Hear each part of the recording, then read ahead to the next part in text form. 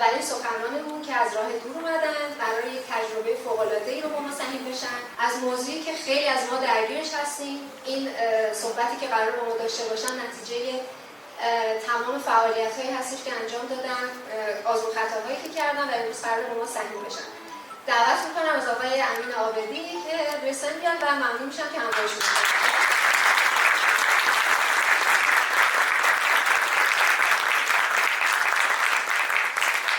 خب سلام خدمت دوستان، من امین عابدی هستم، طراح کنفدرالوگر.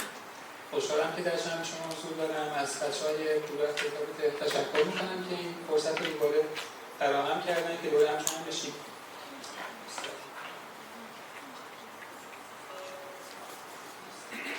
خب موضوعی که من واسه ارائه انتخاب کردم اسمش هست پیاده‌سازی اپتیکال سایز در تایپفیس. اپتیکال سایز چیه؟ اگه فونت‌های قدیمی رو دیده باشید یا مثل من فقط از روی تصویر دیده باشید، این فونت‌ها توی کلیشه‌های فلزی طراحی ساخته می‌شدن اون زمان، فونت‌های لیتل پرس. اون موقع هر تایپفیس معادل بود با چند تا اندازه فونت، یعنی یک تایپفیس توی چند تا اندازه تبدیل به فونت‌های مجزا می‌شد. مثلا همون اندازه.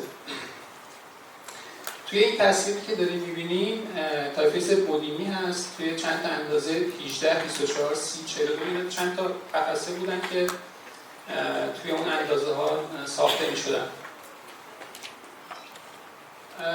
طراحان تایپ امروز متوجه شدن که واسه اندازه‌های مختلف لازمه که تغییرات فرمی پیوسته‌ای روی حروف اعمال بکنن. اینجا اگر ببینید توی این تایپفیس از اندازه 4 تا 72 وجود داره و این تغییرات فرمی به مرور داره انجام میشه. اینها زوم شدن که توی یه اندازه به نظر برسن، ولی در واقع 4 کوچیک‌تره، 72 اصلا بزرگتره. با ورود فونت‌های تکنولوژی فونت کامپیوتر و فونت‌های بیتمپ دوباره یک تایپفیس معادل چند تا اندازه فونت بود، یعنی یک تایپفیس دوباره به چند تا اندازه فونت ساخته میشد. توی این دوران هم درسته که چالش اصلی بود که کدوم پیکسل‌ها رو روشن و خاموش بکنن واسه اون تایپفیس، ولی دوباره مسئله اپتیکال سایز وجود داشت. به مرور زمان که پیشرفت انجام شد توی این حوزه و منحنی‌های بیزی ابداع و معرفی شدن، طراح تایپ یک بار فرم کلی حروف رو ترسیم می‌کرد توی نرم افزار. همین منحنی وکتوری که می‌کشیم هندل دارن و اینا با نرم افزار وکتور ترسیم می‌کنیم. یک بار طراح تایپ اینها رو در مصادره با اینها رو ترسیم می‌کرد توی نرم افزار و خود نرم افزار توی اندازه‌های مختلف این رو تبدیل به فونت‌های رسترش می‌کردیم. عملیات رندر کاملا دیگه دست نرم افزار بود. بنابراین دیگه یک تایپفیس معادل چند تا فونت توی اندازه‌های مختلف نبود، یک تایپفیس معادل یک فونت بود و مسئله اپتیکال سایز دیگه حذف شد اون موقع. البته توی پروژه‌های احیای تایپ دوباره مسئله اپتیکال سایز دیده می‌شد. فونت گارامونت رو اگر سرچ بکنید توی گوگل یه دو 0.8 داره که از اندازه 0.8 اسکن به استخراج شده، این 12 داره و اینا تغییرات فرمی دارن توشون، یعنی مسئله اپتیکال سایز از ابتدا وجود داشته. یکی از تجربه‌های خوب توی تایپفیس فارسی، عربی فارسی تایپفیس حریم هست. این سه تا سطح اپتیکال سایزی داره واسه متن، عنوان و فرانسوی عنوان. فونت‌های مجزایی ساخته شدن واسه اینها که پوشش بدن مسئله اپتیکال سایز.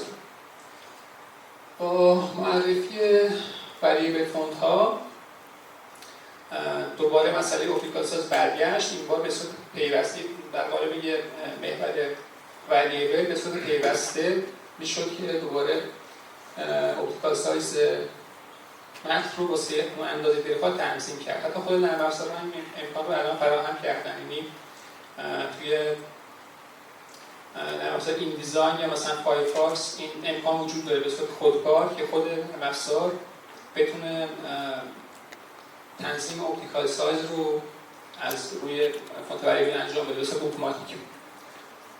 من اینجا چند تا فونت فارسی آوردم که از لحاظ اپتیکال سایزی بررسی بکنم. همشون توی وزن مدیوم بررسی شدن، فونت‌های استاتیک هستن اینا. مسئله اپتیکال سایز واسه اینها مثل اینه که توی یه سایزی بینینه هستن واسه استفاده، ولی وقتی به سمت پایین یا بالا حرکت میکنن به مرور وضعیت اپتیکال سازیشون، مزیتشون کمتر میشه. تدابیر مختلفی واسه پیاده سازی اپتیکال ساز وجود داره. من چند تاش اینجا بردم. اینا راه حل اپتیکال سازی هستن. یکیش تثبیت فضای سیاه هست. ما یه ضخامت، حداقل ضخامت بینایی نیاز داریم که یک خط رو ببینیم. خب یه فرد متوسط بزرگسال بتونه اون خط رو ببینه. 4-5 برابر بالاترش میشه حداقل فضای سیاه راحتی چشم ما که دیگه همه میتونن ببینن، تشخیص بدن. اونم دست خود طراح تایپی که چقدر تنظیمش بکنه. راه حل اپتیکال سازی فونت‌هایی که توی سایز بالاتر دارن رنج وزن رو گسترش میدن از سر و سمت، و مثلا من به سمت پایین دارن گسترش میدن و نازک دارن میشن. وقتی میاد به سمت پایین دیگه اگر اون بالا یه حداقل ضخامت فضای سیاه راحتی چشم تنظیم شده باشه، وقتی میاد پایین داره ضخامتش کمتر میشه. راه حل اپتیکال سازی اینه که این ضخامت رو تثبیت بکنه توی سایزهای مختلف و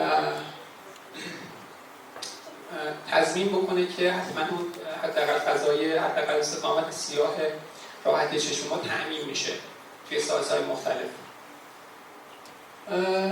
به همین صورت همین مورد رو واسه فضای سفید هم داریم. اگر اکثر بحث‌های مربوط به اپتیکال ساز توی فضای سیاه واسه فضای سفید هم صدق میکنه.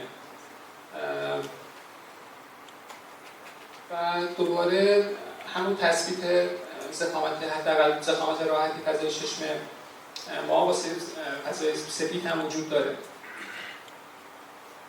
یکی دیگه‌اش مسئله کنتراست هست. وقتی سایز رو میاریم پایین‌تر باید کنتراست بیاد پایین‌تر.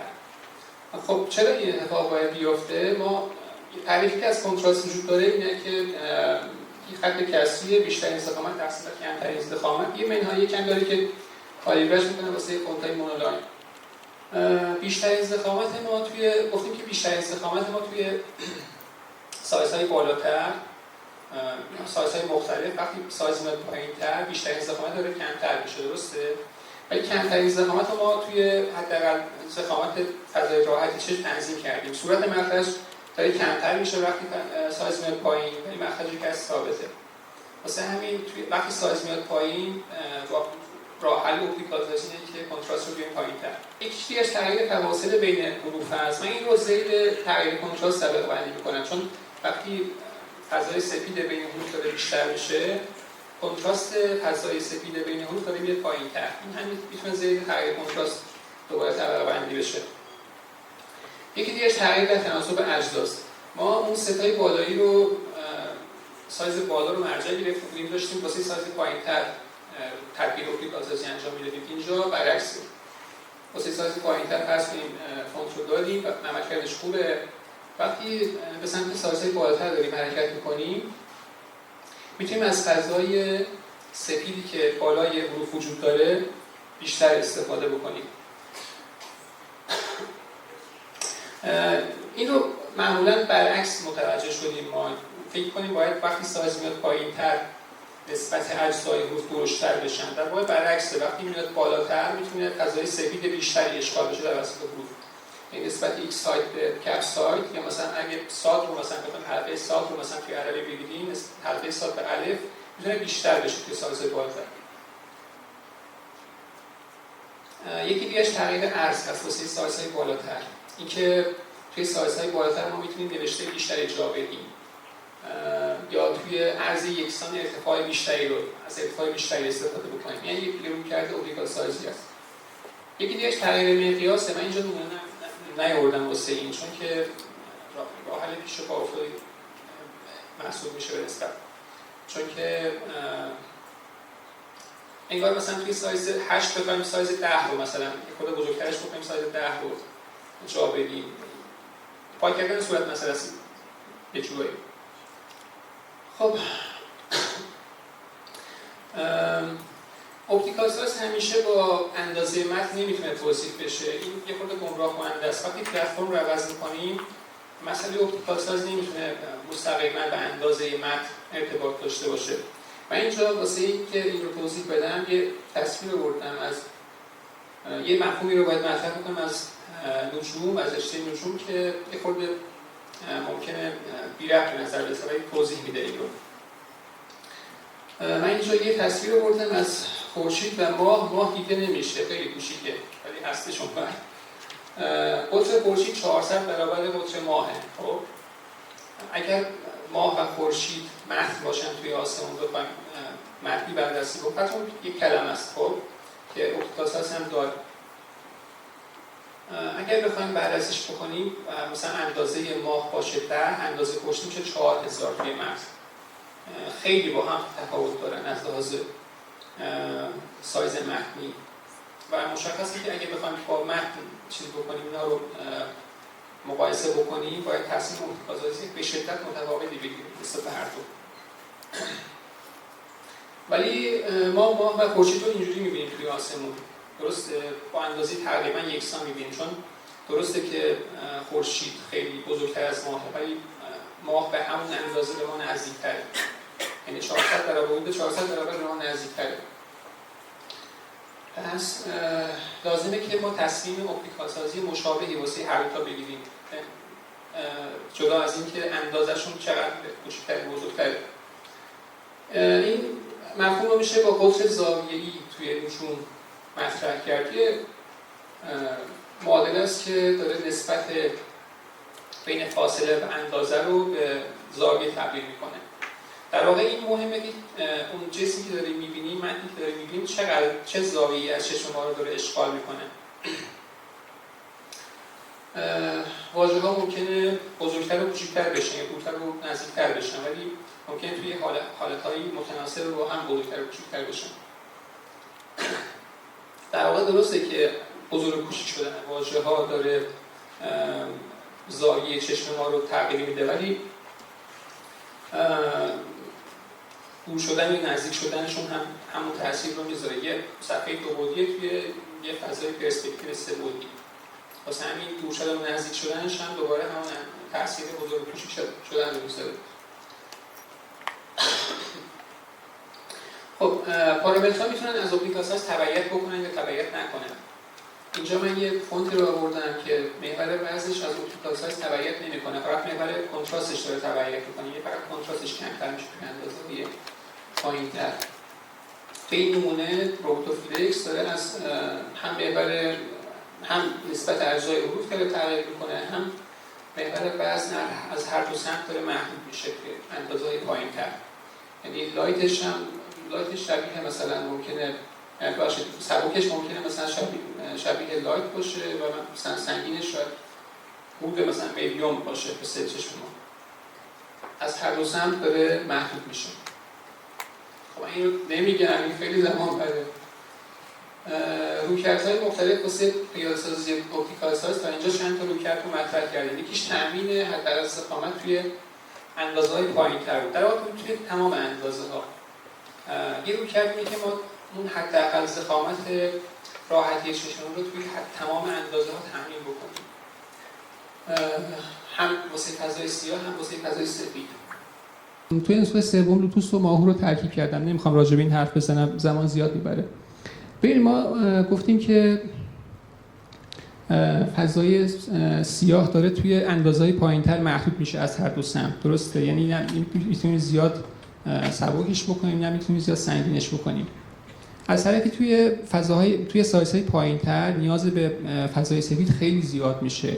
یعنی فضای سفید خیلی حیاتی نیاز داریم. این فضای سفید رو نمیتونیم از محل فضای سیاه تامین بکنیم، چون گفتیم داره محدود میشه و نسبت این دوتا با هم دیگه جمعشون باید یه عدد برابری باشه. فقط یه کار میتونیم انجام بدیم، اونم اینه که فضای خاکستری رو کمتر بکنیم، یعنی مرز بین فضای سیاه و سفید رو کمتر بکنیم، یعنی نسبت اجزا رو کم بیاریم پایین‌تر.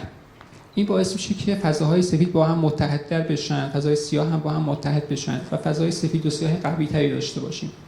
یه خورده مسئله یه خورده پیچیده‌تر میشه. ببین ما بحثایی که داریم اینجا انجام میدیم چون حد پایینش میره سمت فونت متن موبایل واسمون خیلی آشنا نیست.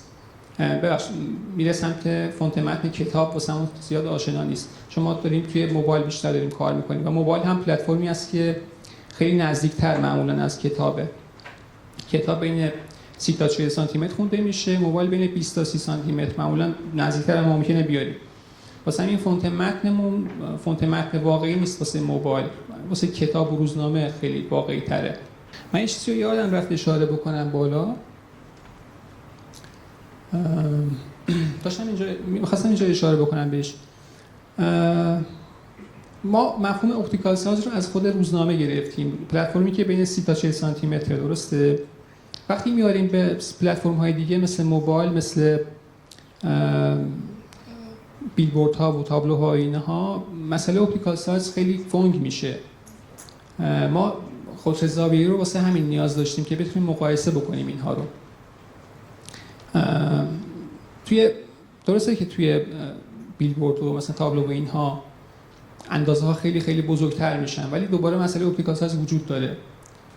نمونه هاشو میشه توی نمونه های گمراه کنندش رو میشه توی چیز دید، توی تابلوهای راهنمای جاده دید. تابلوهای راهنمای جاده از جنس فونت‌های متن هستن، در صورتی که فونت‌هایی که واسه بیلبورد و اینها استفاده میشن فونت‌های دیسپلی هستن، فونت‌های اپتیکال ساز بالا هستن.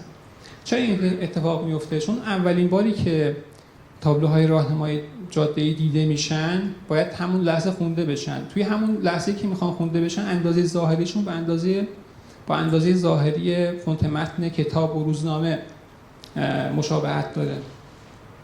اگر بتونیم این نسبت‌ها رو برقرار بکنیم بین پلتفرم‌های مختلف، میتونیم مسئله اپتیکال ساز رو حل بکنیم به راحتی توی اونها.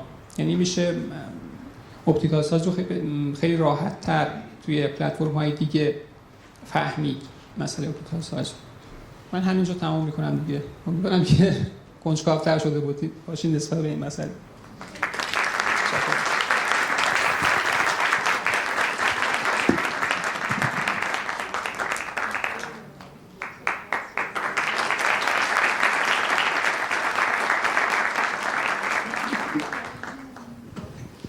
ممنونیم از آقای عابدی.